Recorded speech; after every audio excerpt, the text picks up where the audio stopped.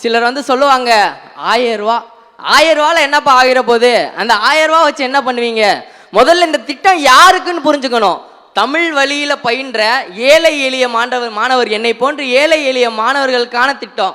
உங்களுக்கு அது சாதாரண ஜஸ்ட் 1000 ரூபா தான் தெரியும். ஆனால் எங்களை பொறுத்தளவு அந்த 1000 ரூபாய் நான் 6 மாதம் சேர்த்து வச்சேன்னா செமஸ்டர் ஃபீஸில் பாதி என்னால் கட்ட முடியும். நான் வந்து ஒரு ஹாஸ்டல் பையன். நான் வந்து ஃபஸ்ட்டு கிராஜுவேட், முதல் பட்டதாரி மாணவன். திண்டுக்கல் மாவட்டம் தோட்டநத்து கிராமம் அப்படின்ற ஒரு சின்ன கிராமத்துலேருந்து இங்கே ஹாஸ்டலில் தங்கி படிக்கிறேன். ஒரு மாதம் வந்து அந்த மாதத்தோட முதல்ல எனக்கு வந்து காசு இல்லை, சாப்பிட்றதுக்கு காசு இல்லை. திடீர்னு ஃபோனை பார்க்குறேன், அன்பு மகனுக்கு தமிழ் புதல்வன் திட்டத்தின் கீழ் 1000 ரூபாய் உங்கள் வங்கி கணக்கில் செலுத்தப்பட்டுள்ளது அப்படின்றப்போ அந்த 1000 ரூபா வச்சு நான் 10 நாள் சாப்பிடுவேங்க. அவ்வளோதான். இப்போ வந்து ஹாஸ்டலில் படிக்கிற பையனுக்கு தான் தெரியும் அந்த 1000 ரூபாயோட மதிப்பு என்னன்னு. நீங்கள் ஈஸியாக சொல்லிட்டு போயிடலாம், 1000 ரூபாய் 1000 ரூபா 1000 ரூபாயில் என்ன ஆயிர போகுது அப்படின்னு சொல்லிட்டு.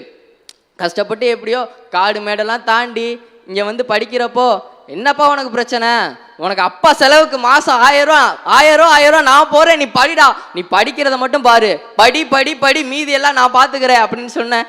எங்கள் அப்பா தமிழக முதல்வர் மாண்புமிகு தமிழக முதல்வர் அவர்களுக்கு என்னோட நன்றியை தெரிவிக்க நான் கடமைப்பட்டு இருக்கிறேன். மீண்டும் ஒரு முறை நான் தீபன்ராஜ் மட்டும் இல்லாமல் இந்த தமிழ் புதல்வன் திட்டத்தின் கீழ் பயனடையும் லட்சக்கணக்கான மாணவர்களோட பிரதிநிதியா மீண்டும் ஒரு முறை நன்றி நன்றி நன்றி அப்பா.